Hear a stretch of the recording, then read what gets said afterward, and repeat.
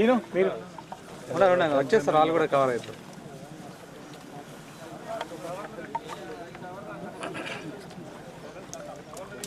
మొన్న 4వ తారీఖు నాడు అది మధ్యరాత్రి ఈ చేతికొచ్చిన పంటలు మొత్తం కూడా అకాల వర్షం వల్ల గాలి దుమ్మానం వల్ల అంటే చేతికొచ్చిన వడ్లు కాబట్టి చాలా సన్న రకాలని కొన్ని దొడ్డు రకాలని ఎక్కువ పంట వరి నష్టమైంది. మరి ఆ రోజు పడిన వడగండ్ల వానకు పంట భారీగా నష్టం జరిగింది. స్పెషల్గా ఇప్పుడు డిచ్పల్లి మండలంలో సుద్దాపల్లి, తర్వాత ఈ సాంపల్లి తాండలు, ఇటు మళ్ళీ కొంచెం సుద్దులం వైపు దర్పల్లి మండలంలో రామడుగు,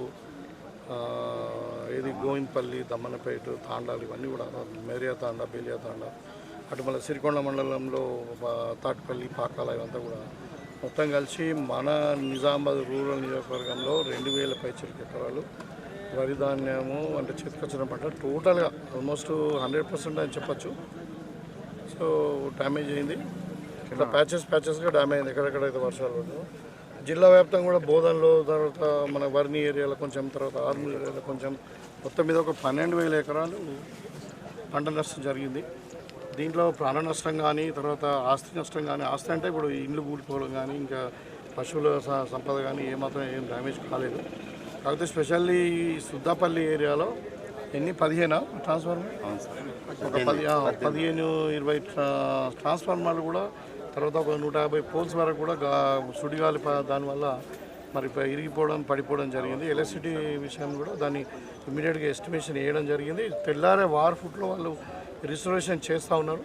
అది ఒకడక్కడ ఏంటంటే పంట పొలాల మధ్యన ట్రాన్స్ఫార్మర్లు ఉండడం వల్ల కొంచెం తీసుకురావడానికి కొద్దిగా ఇబ్బంది అవుతుంది. కానీ మేము 4-5 టీములు వర్క్ చేస్తున్నాయని చెప్పి అధికారులు చెప్తా ఉన్నారు. ఈ అగ్రికల్చర్ మాత్రం ఆల్రెడీ అంచనా అయిపోయింది. ప్రతి ఎకరం కౌంట్ చేయమని చెప్పినాం. రైతు ఎక్కడెక్కడైతే మనకు కంప్లైంట్ ఇస్తాడో అది చూసి ఏమైందంటే ఒకసారి తక్కువ డ్యామేజ్ అయినాక కూడా దాన్ని రికార్డ్ చేసాం అనుకోండి, ఏదో వాళ్ళు వడ్లు అమ్మడానికి కష్టమవుతుంది అట్లా. దాని గురించి మనము మోర్ దెన్ 50% ఉన్నదానికే మనము కన్సిడర్ చేసేటట్టు మరి సీరియస్గా ప్రతి ఎకరం ప్రతి రైతు దగ్గర కంప్లైంట్ తీసుకోమని చెప్పడం జరిగింది. ఇదంతా నివేదికలు కూడా ఆల్రెడీ రాష్ట్ర ప్రభుత్వానికి వెళ్ళినాయి. త్వరలోనే రాష్ట్ర ప్రభుత్వం ఒక నిర్ణయం తీసుకుంటుంది. అయితే నేను ఈ సందర్భంగా ఇక్కడ ఎందుకు రావడం జరిగిందంటే ప్రత్యక్షంగా చూసి మరి రైతులతో మాట్లాడి వాళ్ళకు ఒక భరోసా ఇచ్చిపోదామనే ఆలోచనతో ఇక్కడికి వచ్చాం. మేము వచ్చేటప్పుడు కూడా తుమ్మల నాగేశ్వరరావు గారు మా అగ్రికల్చర్ మంత్రి గారితో మాట్లాడడం జరిగింది. ఆయన చెప్పాడు గతంలో టీఆర్ఎస్ వాళ్ళ ప్రభుత్వంలో జరిగిన నష్టాన్ని కూడా మనం అప్పుడు భరించి 18 కోట్లు మన జిల్లాకి ఇచ్చినాం 2023-22లో. దాన్ని మనం ఎలక్షన్ తర్వాత మనం ఇచ్చినాం. 24లో మనం ఇచ్చినాం. 25లో మొన్న వర్షాకాలం పంట కూడా నష్టపోయింది. కూడా వరదలు రావడం వల్ల, చెరువులు తెగిపోవడం వల్ల జరిగిన నష్టాన్ని కూడా 18 కోట్ల రూపాయలు మనకు ఆల్రెడీ ఇప్పుడు ట్రెజరీలో డిపాజిట్ అయినాయి. సో కాబట్టి మనం రైతులను 100% ఆదుకుంటాం. కాంగ్రెస్ పార్టీ అంటేనే రైతు ప్రభుత్వం, కాంగ్రెస్ పార్టీ అంటేనే రైతు ఒక పక్షపాతి. కాబట్టి ఇవాళ రైతులను అన్ని విధాలుగా ఆదుకుంటున్నాం. సరే, ఇది దురదృష్టవశాత్తు అనుకోని కారణాల మరి ప్రకృతి వైపరీత్యం వల్ల ఈ పంట నష్టం జరిగింది. దానికి ఎవరైతే పంట నష్టం జరిగిందో రైతులందరూ కూడా మీరు ధైర్యంగా ఉండండి, తప్పకుండా మీకు ప్రభుత్వం ఆదుకుంటుందని చెప్పి కోరుకుంటారు. గతంలో 10,000 రూపాయలు ఎకరానికి ఇచ్చినాము. మరి ఈసారి అంతే ఉంటుందా, ఇంకెక్కువ అవుతుందా, అది మరి క్యాబినెట్లో నిర్ణయం తీసుకున్న తర్వాత ప్రకటిస్తాం. కానీ ఒకటైతే ముఖ్యంగా ఖచ్చితంగా రైతులు ఆదుకోవడం మాత్రం మా కాంగ్రెస్ పార్టీ ప్రభుత్వం తప్పకుండా చేస్తుందనే మాట నేను చెప్పదలుచుకున్నాను. దీంతోపాటు ఈ ప్రతిపక్షాలు వాళ్ళు గతంలో 10 సంవత్సరాలు ఎక్కడ ఏ కోశాన్ని 10 సంవత్సరాలలో టీఆర్ఎస్ వాళ్ళు ఎన్ని వరదలు వచ్చినాయి, ఎన్ని అంటే ప్రకృతి నష్టం జరిగింది. స్వయాన అప్పుడు ముఖ్యమంత్రిగా ఉన్నటువంటి కేసీఆర్ హెలికాప్టర్లో పర్యటించినటువంటి ఖమ్మం, నల్గొండ, కోదాడ, ఈ వరంగల్ జిల్లాలలో అప్పుడు ఆయన వచ్చి ప్రకటించినటువంటి కాంపన్సేషన్ కూడా ఇవ్వలేదు. వాళ్ళు ప్రజలను, రైతులను మోసం చేశారు. వాళ్ళు పెట్టిపోయిన అంటే చెప్పిన బకాయిలు వాళ్ళు ఇవ్వకుంటే మేము వచ్చినాక, ప్రభుత్వం వచ్చినాక 24లో మేము ఇచ్చినాం. ఇవాళ వాళ్ళు మాట్లాడుతూ ఉన్నారు కాంగ్రెస్ పార్టీ నుండి ప్రభుత్వం రైతుల గురించి ఆలోచిస్తలేదు, మొద్దు నిద్రపోతుందని. ఇవాళ 4వ తారీఖు నాడు మధ్యాహ్నము మిడ్ నైట్ వర్షం పడితే 5వ తారీఖు మార్నింగ్ 8 గంటలకే మా అధికారులకు అలాట్ చేశాం. కలెక్టర్ గారితో మాట్లాడినాము, అగ్రికల్చర్ డిపార్ట్మెంట్తో మాట్లాడము, ఎలక్ట్రిసిటీ వాళ్ళతో మాట్లాడము, రెవెన్యూ వాళ్ళతో మాట్లాడము. వాళ్ళు 10 గంటలకే వాళ్ళు రంగంలో దిగిరు. సో అన్ని విధాల ఎలక్ట్రిసిటీ రిజిస్ట్రేషన్ అయిపోయింది, పంట అంచనా అయింది, రెవెన్యూ వాళ్ళు కూడా అంత అంచనాలు వేస్తూ ఉన్నారు. కాబట్టి ప్రభుత్వం పూర్తిగా అలర్ట్గా ఉంది, అంచనాలు వచ్చినాయి. ఇప్పుడు ప్రభుత్వం నిర్ణయం తీసుకుంటున్న త్వరలోనే తప్పకుండా. అంటే నేను ఏమంటున్నానంటే వాళ్ళు చేయలే కానీ మరీ ఆతృత పడి 24 గంటలు కూడా కాలేదు, ఎమ్మెల్యే రాలేదని ఒకటి మాట్లాడుతుంటే ఒకటి రైతులను తీసుకుపోయి బీజేపీ నాయకులను తీసుకుపోయి కలెక్టర్ దగ్గర ధర్నా. అరే పాపం వాళ్ళు రైతులు దుఃఖంలో ఉన్నారు, వాళ్ళు బాధపడుతున్నారు. ఇక్కడ అమ్మున్నా చూడండి, వాళ్ళ పంట ఖరాబ్ అయిందని బాధపడుతుంటే దాన్ని కూడా రాజకీయం చేస్తున్నారు. రైతులు పంట నష్టపోతే దానికి రాజకీయమే, దేవునితోనే రాజకీయమే. ఏది శవాల మీద పేరాలు ఏరుకునే రాజకీయాలు చేస్తూ ఉన్నారు వీళ్ళు. నిజంగా చెప్పండి, బీజేపీ వాళ్ళు మీకు ఏమైనా సిగ్గు శరం ఉంటే మీరు రైతులకు ఏం చేసారో చెప్పండి. మోడీ ప్రభుత్వం 12 ఏళ్ళు అయింది కదా.